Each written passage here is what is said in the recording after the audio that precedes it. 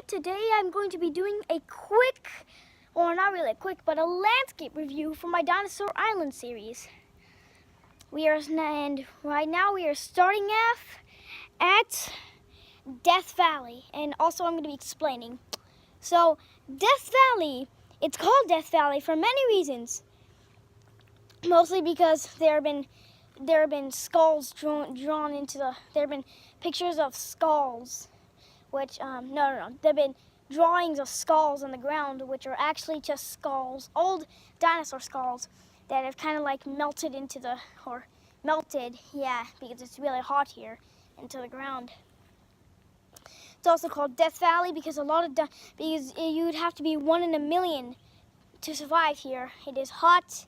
And even if there weren't any scavengers at all, you would still die of heat stroke or even thirst. And if you're a herbivore, this is not good at all. There is no plants and there is no vegetation. The only thing there is just this tree, but they can't really eat from it since it's not healthy and it's poisonous. It is also called Death Valley because minor little bones of dead dinosaurs and skin and flesh have been left around here. And this is the first review of Death Valley. And over there is Death Mountain, and it kind of speaks for itself. Well, not really. It's kind of similar to Death Valley right here. It's just that it's very slippery and it's very rocky, and a lot of dinosaurs try to climb up to try to find the nearest place because us humans, we go at top of mountains to see how far we are from home. But sometimes it can lead to drastic, terrible things, like because some dinosaurs fail to climb up this and fall down and end up breaking their neck or snapping their spine. This is the most dangerous. This is second dangerous place. Actually, the number 1 dangerous place on the island. Death Valley is now over with reviewing. Over here, I will call the rain zone, or really just the halfway point. The halfway point. Yeah, the halfway point. And it's called the halfway point because it is the halfway point from the other side of the island, from the lush, beautiful side of the island, from the dry, terrible, disgusting Death Valley and Death Mountain. A lot of rain comes here, but in summer it is very hot, and in fact it can be so hot that it can reach up to 120 degrees. But it doesn't compare to Death Valley, which is 150 degrees. Geez, that's hot. And there used to be a lot of dinosaurs here, but the dinosaurs needed to migrate because this was not a good place to hide. There wasn't much food, and it's not very lush at all. In fact, it should be called the halfway desert point, but I'm just gonna call it the halfway point.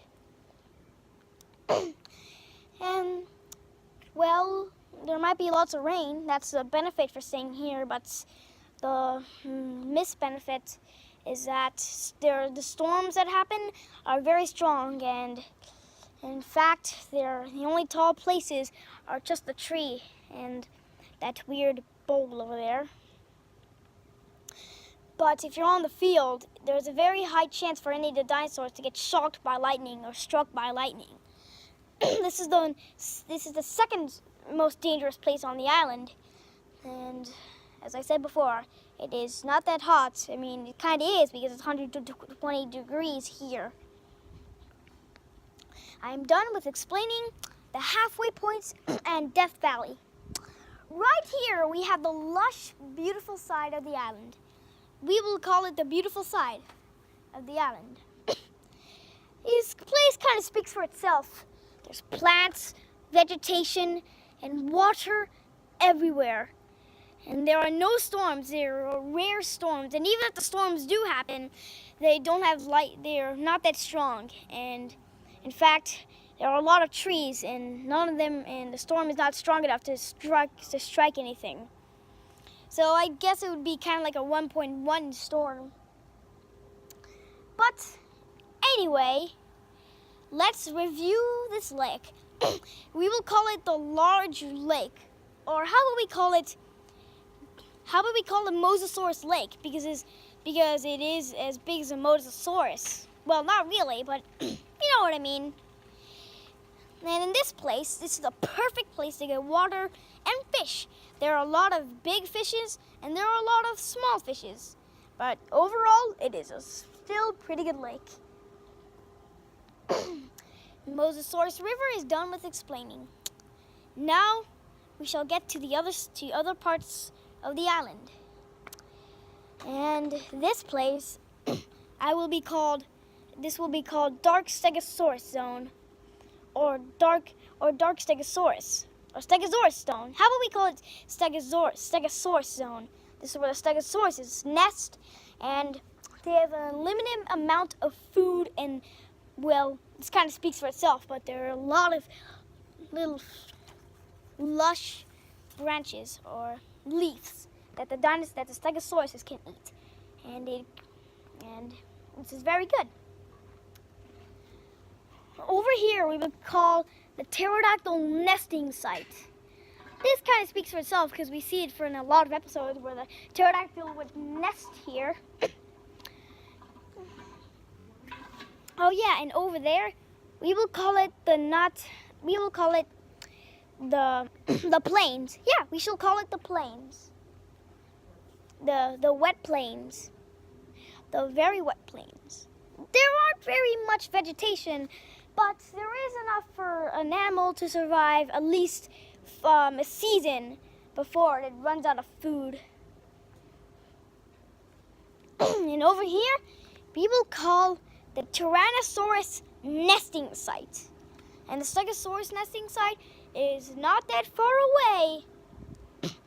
And actually, it's pretty close to the lake. So the benefit of being there are benefits and disadvantages, or advantages and disadvantages.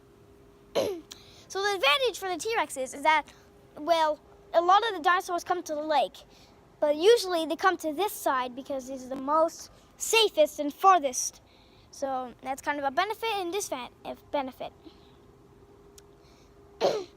And the disbenefit is that they are pretty far away from other nesting sites, despite being 2 miles away from the Stegosaurus nesting site. They are pretty dang far away also by the Iguanodon nesting site, which is just about over there. And not really much dinosaurs go to the wet plains over there. And, well, this is kind of just all I had to explain on this side of the island. And this is what we're going to be calling the mini lake. It is kind of hard to reach up. It's kind of hard to reach up and climb up, but still, it is pretty nice. In fact, I don't even know what I'm saying. I wasn't really paying attention. But the only dinosaur that can really take a sip and get some fish out of here is a pterodactyl.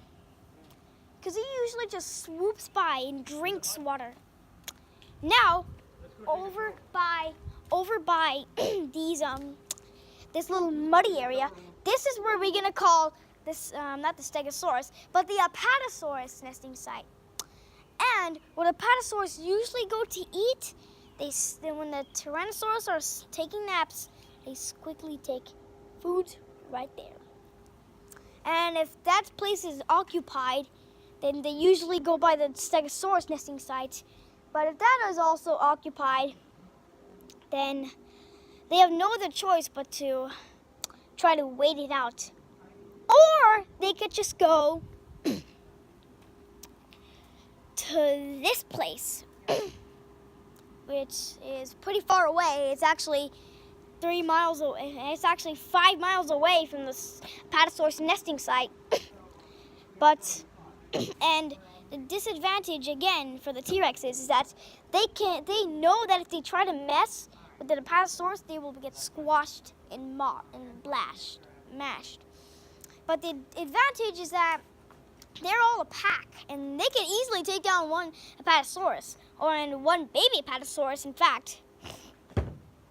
But they usually don't choose him as a source of prey, because if they take him down, well, they'll have to cross out this place, because this is the only Apatosaurus that we saw on the island, or in this part of the island. There are more Apatosauruses migrating, but this is really the only one, besides her having a son.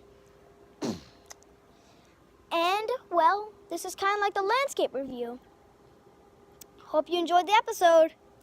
Bye-bye, and hope you memorize those stuff. Bye.